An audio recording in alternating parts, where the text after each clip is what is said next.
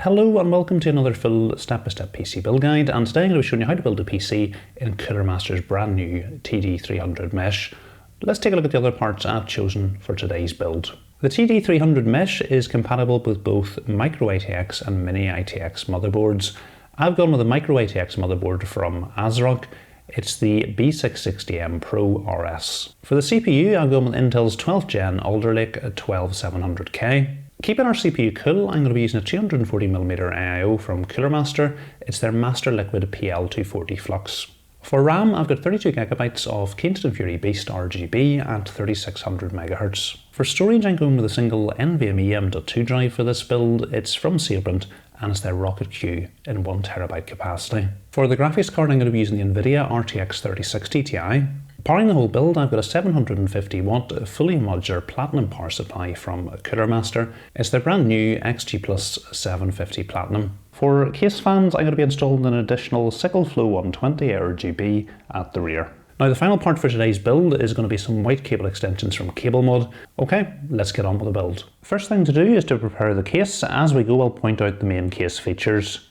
To remove the tempered glass side panel, we need to loosen the thumb screws at the back.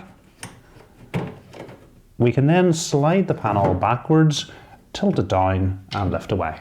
The other side panel is removed in exactly the same way. Loosen the thumb screws out the back, slide the panel backwards and lift away. Taking a look at our case's I/O, we've got a power and reset button, although the reset button is currently wired up to control the case's ARGB hub. We've got a separate headphone and microphone jack, and we've got two USB 3.0 Type A ports. On the top of the case, we've got a magnetic dust filter which can simply be pulled away. We don't actually need to remove our case's front panel for the build we're planning on doing, but I will show you how to remove it for completeness. It just simply can be pulled out from the front. With the front panel removed, you can see our two SickleFlow ARGB fans which are pre-installed at the front. At the front of the case, we can install up to three 120 or two 140mm fans.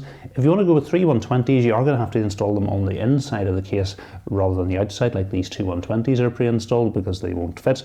And in terms of radiator support at the front, it's up to a 280mm radiator. At the top of the case, we can fit either two 120 or two 140mm fans, and again up to a 280mm radiator, while at the rear it's a single 120mm fan. If you want to go with an air cooler, the case supports CPU coolers up to a maximum height of 166mm. In terms of motherboard support, the case is compatible with both micro ATX and mini ATX motherboards.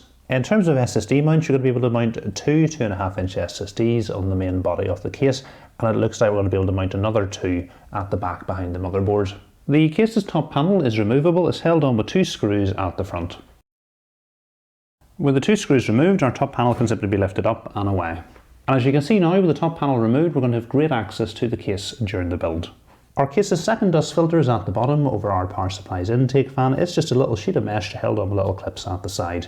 Taking a look at our rear compartment, the cable routing space is 18 to 22mm, and it's good to see we've got rubber grommets over the two main cutouts to the front of the case. It's great to see that our case comes with a built-in fan stroke ARGB hub, and our two front fans are already connected up to it.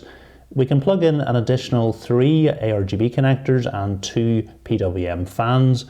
And as I've mentioned, our reset button is already wired into the hub. So rather than having a reset function, it's actually going to change the ARGB effects on the hub.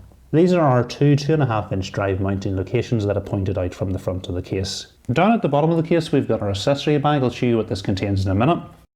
At the bottom of the case, we've got a hard drive cage, which will accommodate up to two 3.5-inch drives. You'll notice we've got a screw here holding it on, but we've got two additional screw holes, one to the right and one to the left. And this is going to allow you to adjust the position of the hard drive cage. Our power supply is going to go down here.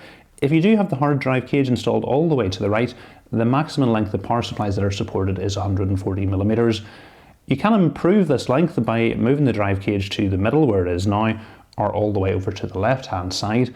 And if you need even larger support, particularly for cable extensions, you can actually remove the hard drive cage. And if you don't have the drive cage or any radiators installed at the front, you can fit power supplies up to 325mm. I'm planning on removing the drive cage for this build. And then we can simply lift the drive cage up and away. So this is everything that comes in the case accessory bag. So we're going to fix one of these to each side of our 3.5-inch drive, allowing it to slide into the drive tray. We've got some cable ties for cable management. These little rubber pads are going to go into the holes for mounting our 2.5-inch drives. So although the case can accommodate up to 4 2.5-inch drives, 2 in the main case body and 2 at the back behind the motherboard, we've only got 8 of these, so we're only going to actually be able to mount 2 2.5-inch drives. So it's 2 2.5-inch drives and 2 3.5-inch drives. And we've also got this little bag of screws, which I'm not going to go into because there's a nice diagram in the case manual which explains where you use each of them. We're now ready to start working the motherboard, and we're going to install our CPU, the bracket for our CPU cooler, our M.2 SSD and our RAM all before we put the motherboard into the case. To open our socket we need to push this lever down and backwards, lift it all the way to the top, and then we can open the cover. We can insert the CPU into the socket, taking care to line the notches at the top and the bottom up. Make sure you've got the text around the same way as I do, and then we can close the cover down. We'll apply a little bit of pressure to here. We can then close the lever back down, and as we do so the bit of plastic popping off is normal, and we can put this into our motherboard box where we're going to have it if we ever remove the CPU again to protect the pins in the socket. Next we can remove the heatsink over our M.2 SSD socket. It's held on with 2 screws, and then we can lift the heatsink off. We can then insert our drive into the socket at a slight angle. And what you'll notice when we flatten it down, the same screw that's going to hold our heatsink into place is going to also secure our drive.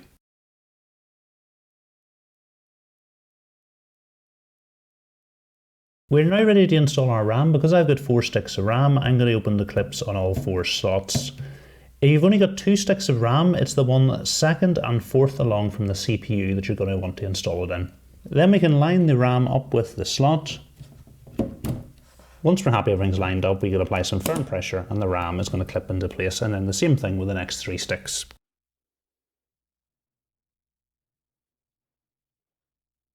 Next we can line the backplate for our AIO up with the holes in the back of the motherboard. Our AIO comes with more than one backplate. This one says Cooler Master 1700.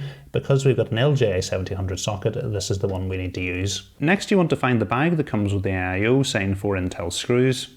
And then we just need to screw one of these on to each corner. Just before we put our motherboard into the case, our motherboard doesn't have an integrated I/O shield, so we're going to need to install the I/O shield. Take care not to cut yourself while doing this. We can then set our motherboard into the case, lining it up with the I/O shield. We can then screw the motherboard into place using the screws from the accessory bag. Next thing to do is get our case cables plugged in. The first one I want to plug in is our HD audio cable. It's going to go into this header down the bottom left hand side of the motherboard.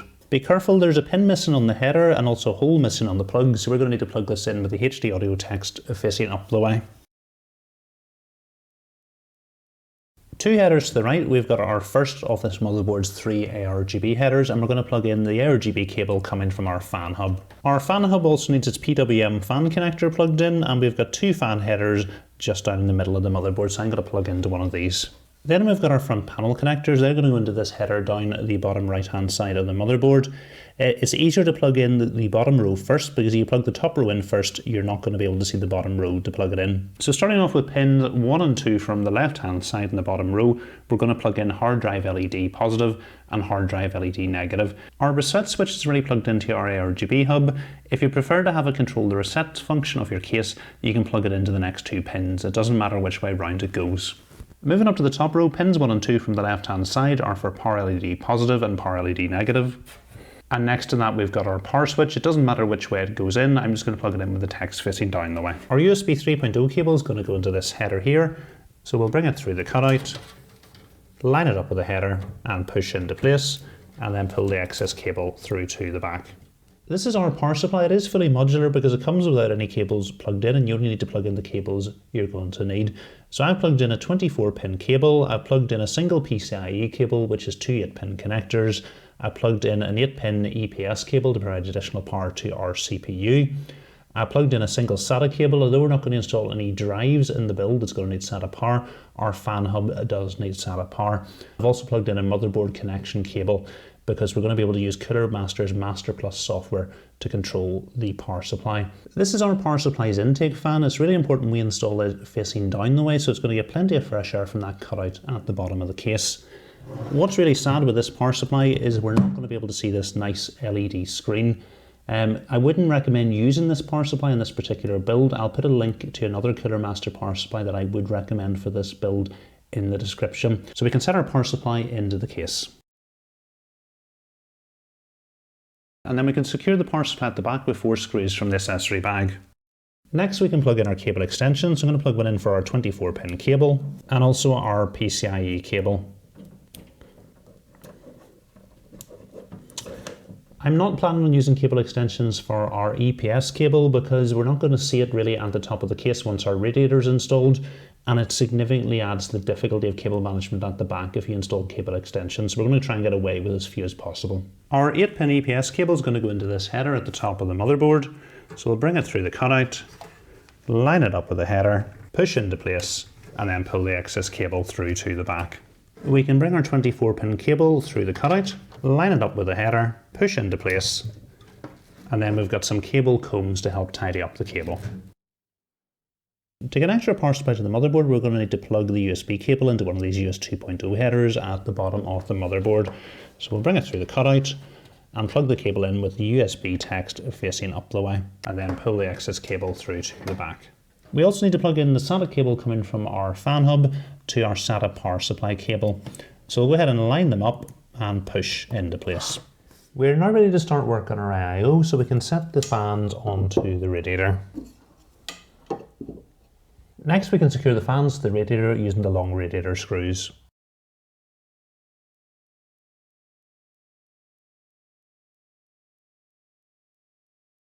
Next we need to put the brackets onto our pump, so it's the Intel brackets and the 4 bracket screws that we need. So what we need to do is set our bracket into the pump and then secure it with 2 screws. Same thing with the other bracket. I want to run you through connecting everything up while we've got the AIO on the table. So coming from each of our fans, we've got 2 connectors. We've got a standard 4-pin PWM connector and we've got a 3-pin 5V ARGB connector. So we'll deal with the PWM connectors first of all. Cooler Master include a double fan splitter cable, so we can plug each of these into the splitter cable. So we've now got a single 4-pin PWM fan connector which we're going to plug into our CPU fan header. Next we've got our 2 3-pin 5V ARGB connectors, and Cooler Master include a triple ARGB splitter cable. So we can plug these into the splitter cable. And one of the nice things Cooler Master do, it's really easy for these to become disconnected. So Cooler Master include this little plastic cap that you can push over the top of the connection, and that's just going to prevent the cables becoming disconnected. So we'll put one on our other joint as well. You'll notice we've got one spare connector on our triple ARGB splitter cable, and that's for the cable coming from our pump. So coming from our pump, we've got another 3-pin 5V ARGB connector, and we've also got a 4-pin PWM connector. The 4-pin PWM connector is going to go into our pump header on the motherboard, but we're going to plug this connector into the triple splitter cable, and then we can put our other little bit of plastic on to prevent this cable coming loose. Now if your motherboard has a 3-pin 5V ARGB connector, all you need to do is plug this end into it, and it's going to be able to control the ARGB effects on the fans and also the pump. We can then set our top back on and secure it into place with the short radiator screws. Then we can reattach the top panel to the case and secure it into place with the 2 screws we removed earlier on. I'm just going to pass all the cables coming from our fans through to the back of the case. I've brought our double fan splitter cable back through. I'm going to plug it into our CPU fan header, which is right here at the top right hand side of the motherboard. And then push the excess cable through to the back. Next I'm going to add some thermal paste to the CPU. Cooler Master include this with the cooler. To secure our cooler to the motherboard, we're going to need the bag labelled 4 nuts. Before we install our cooler, we need to remove the plastic protection from the back. Then we can lower our cooler down into place and secure at each corner with one of the nuts.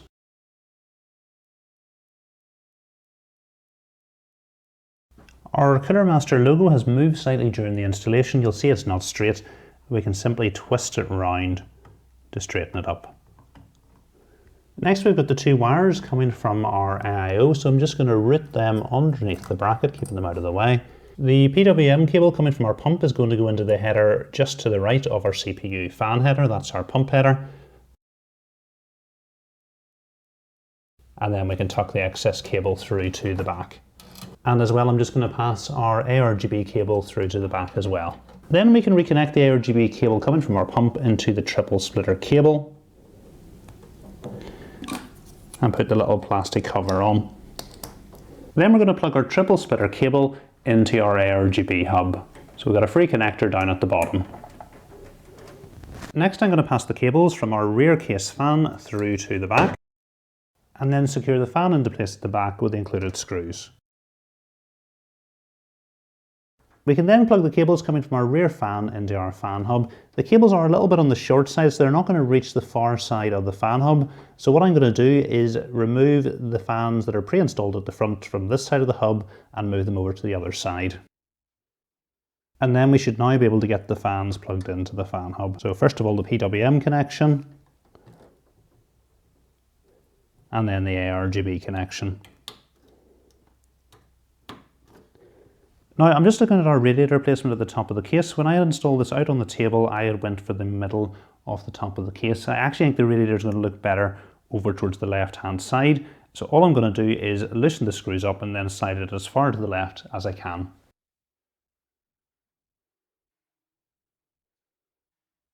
We can then replace the dust filter at the top. We're now ready to install our graphics card, so we can remove the top two brackets. Then we can open the top PCIe slot on the motherboard. We can line the graphics card up with the slot.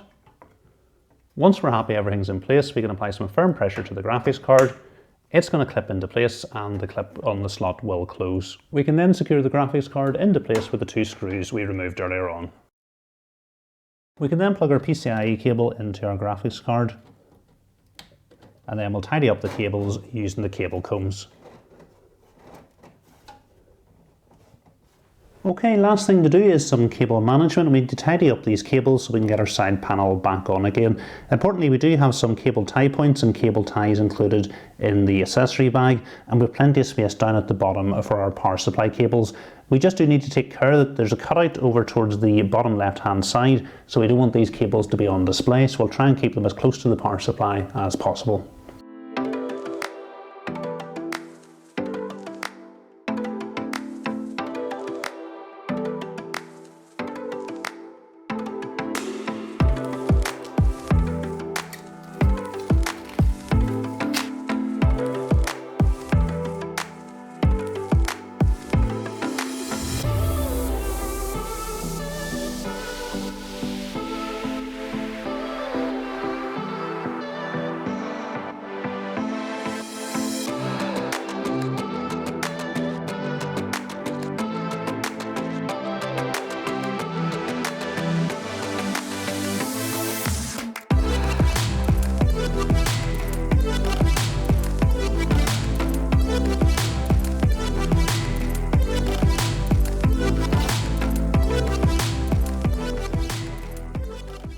So that's the build complete. It's now time to flip the power switch and see if it works. Importantly, I have loaded a Windows 11 bootable USB drive into the back of the PC. If you don't know how to make one of those, I've made a video on it and you'll find a link to that in the description. Okay, here goes. Okay, so that all looks good. We've got fans spinning, lights going. So we're just going to have to watch the monitor and see what happens. So that's good. We've got the ASRock logo appearing. Okay, and that's just through to the Windows installer screen. I'm now going to show you how to install Windows 11, but to make things a little bit easier to see, I'm going to flip over to the screen mode. Okay, over the next lot of screens, I'm going to pick the options that apply to me. If there's different options that are relevant to you, pick the ones that apply to you. I'm from the United Kingdom, I'm going to click Next. Click Install Now. If you've got a Windows product key, you should enter it in the box. If you don't have one and are planning to get one later, click I don't have a product key. Click the version of Windows you're going to get one for in the future. I'm going to click Windows 11 Pro and click Next. We're going to accept the terms, click Next. We're going to go for custom install. We've only got one drive installed. If you have more than one, you can select the one you want to install Windows on and click Next. This next step will take a little bit of time, so I'm going to skip through it. Okay, I'm from the United Kingdom. I'm going to click Yes and Yes again. I'm going to skip a secondary keyboard. So although I do have an Ethernet cable plugged into the computer, because we don't have the drivers installed, I can't find the internet. So we're going to have to click I don't have internet. Continue with limited setup, and I need to type my name, type Next. and we need to create a password. I need to set up 3 security questions. I'm going to let apps use my location, yes to find my device, just the required data, no tinking, no again, no again. Okay, that's us through to Windows. Before we do anything else, we're going to need to get connected to the internet, but we can't obviously do it on this computer because we have no internet to download the driver. I have downloaded the driver on another computer and put it onto a USB drive. So we click on the USB drive, click on the driver. I'll show you where I got this from later on, and click yes. Next, install, and finish. And I'll keep an eye over here. We'll hopefully get some internet very shortly. There we go, that's us connected to the internet. Okay, so I'll show you where I got that driver from. If we head over to our motherboards page over on ASRock's website, we're in the download tab and we've got Windows 11 64-bit selected. So I came here on a different computer and downloaded the Intel LAN driver. What we can do is we can download the drivers separately by ourselves, or we can let ASRock do it for us. So they have this auto driver installer, so we'll download it, click on global. And then if we head over to the downloads folder, we're going to extract it. And then we can click on the program, click yes. We're going to accept the terms and click continue. Next, next, install. And then it's going to run it when we're finished, click finish. We can click on yes. So what we can see is the drivers that ASRock has found. So the INF driver, the HD audio driver, the management engine, restart to UEFI, Nahimic 3 and ASRock Polychrome. So I'm just going to select them all and click on update. It's going to warn us our computer will need to reboot a number of times during this. We'll click yes. And what this is going to do is it's going to automatically download and install all the drivers for you. So instead of you having to do it manually. Okay, so that's the auto driver installer finished. What happened? It needed to restart after each of the driver installs. All you had to do was log back into Windows and the program started up again and went on to the next driver. So we can click yes. Okay, so if there's any other drivers you want from the list, you can install them manually. But one of the nice things about this program is it picks the main drivers and installs them for you. So it's great if you're new to building a PC, it simplifies the process. The only other driver that I'm going to get is for our graphics card. So we head over to NVIDIA's website. I've pre-populated the options that we need for our 3060 Ti, and I'm going to click on search. Click download and download again. We can click on open file, click yes, and OK. Okay, we've got 2 options here. We can install the GeForce Experience in the driver or just the driver. Today I'm just going to show you how to install the driver, and we'll click agree and continue. Just going for an express installation, click next. Okay, that's the installation finished. We can click on close. Next thing I want to do is get Windows fully up to date. So we click on the Windows icon, click on the settings, click on Windows Update, and click on Install Now. What's going to happen is Windows is going to find a whole load of updates. It's going to install them. It's probably going to need to restart a number of times before it's finished, but we're going to keep coming back here, looking for new updates, and then only move forward when there's no more updates available. Okay, that's Windows fully up to date. Whenever I click on check for updates, there's no more updates available. So next thing I want to do is enter the BIOS, but before I do, I want to download the latest version of the BIOS. So we're back on our motherboards page. Rather than the download tab, if we click on BIOS, so you can see there has been an update available from when the board was first released. We've got 3.03. So if we don't have this, when we go into the BIOS, I'll be able to show you how to update it. So I can click on download, and then if we head over to our downloads folder, we're going to right click and we're going to click extract all, extract. And there is our BIOS file. So I'm going to copy this and then put it onto our USB drive. And you can see that's our LAN driver that I installed earlier on the USB drive. So we'll have that ready when we enter the BIOS if we need an update. So we can close this down, and to enter the BIOS we need to restart our computer. So what we're going to do when the screen goes black, we're going to start pressing delete, and that will take us into the BIOS. Okay, so that's us into the BIOS. If we look up at the top left hand side, you can see we do have the initial version 2.01, so we can update it to the latest version. A word of caution, don't update the BIOS unless you have to, and by have to I mean the new version offers features that you want, or if you're having problems with your computer, because if things go wrong during the BIOS update, you can brick your motherboard. The other important thing to mention is you don't want to lose power during the BIOS update, because if that happens again, you can brick your motherboard. As well, don't adjust the BIOS settings first. You're better to update it first, because your changes may well be wiped when you install the new version of the BIOS. So we're going to go down and click on Instant Flash and click on Yes. It's found the version of the BIOS on our USB drive, and we just need to click on Update and Yes.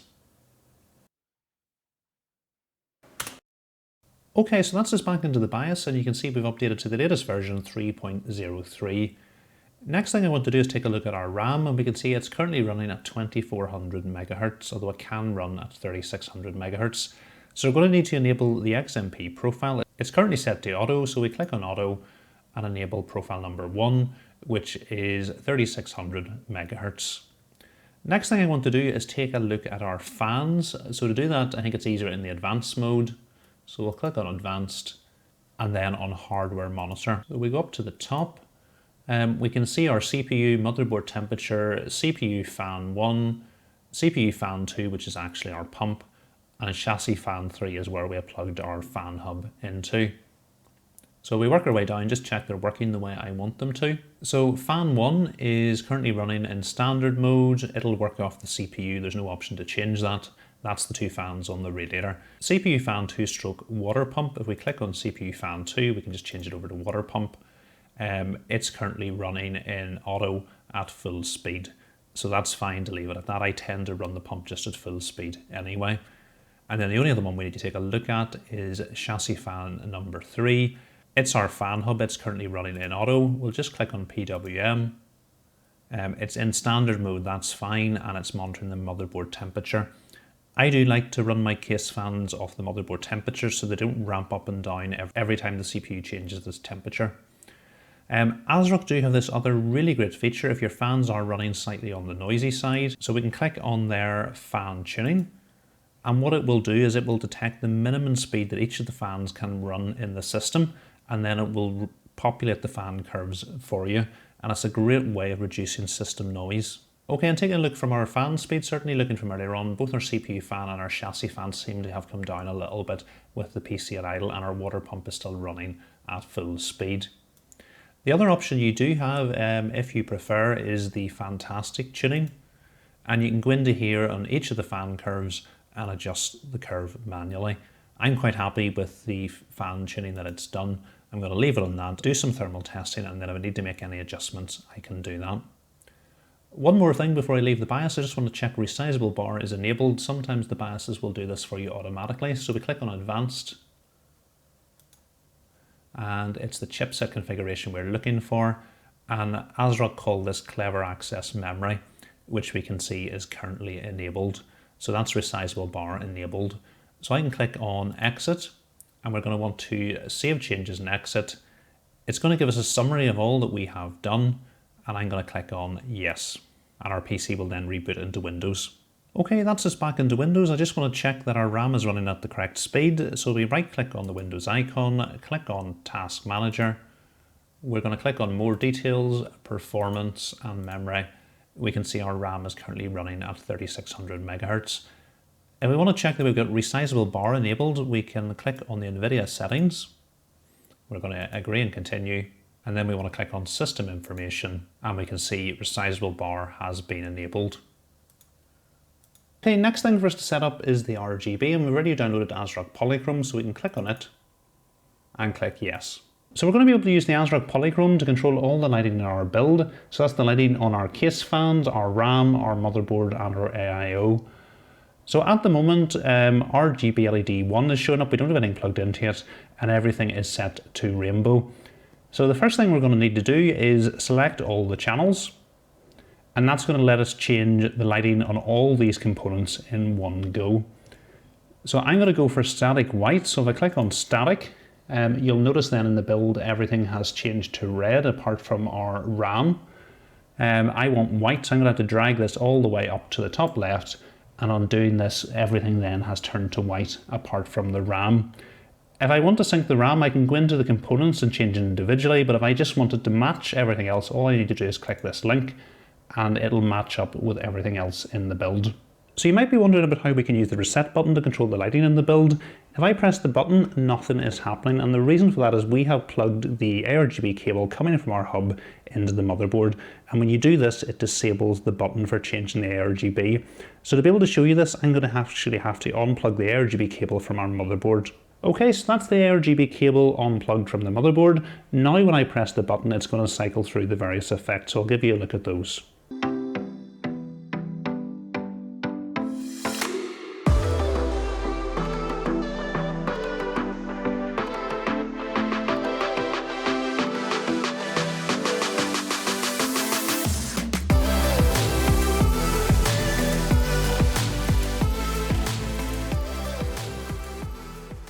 Okay, and that's us back to the start.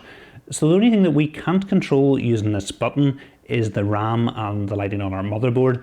So that's why I think it's best to use the software, because that way we're going to be able to sync everything up. So that's the build complete, and I think it looks great. Building in this case was really straightforward. The only thing I was slightly worried about was the cable extensions and whether we're going to get our panel back on again. And there was absolutely no difficulty at all with that. Actually, cable management at the back was really straightforward. The only thing I would change in this build would be the power supply. As I said at the start, we're not able to take full advantage of this power supply without having a cutout at the bottom where we can actually see the display on the power supply.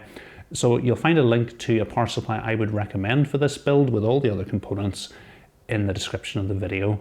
So that's the only thing I would change out. What I'm going to do now is I'm going to make a full case review. So if you are thinking of doing a build in this case, you probably want to check that out as well, and you'll find a link to that in the description. So hopefully you found the video useful. If you have, please remember to give it a thumbs up. If you're not currently subscribed to the channel, please hit the subscribe button as well, and I'll see you in the next video.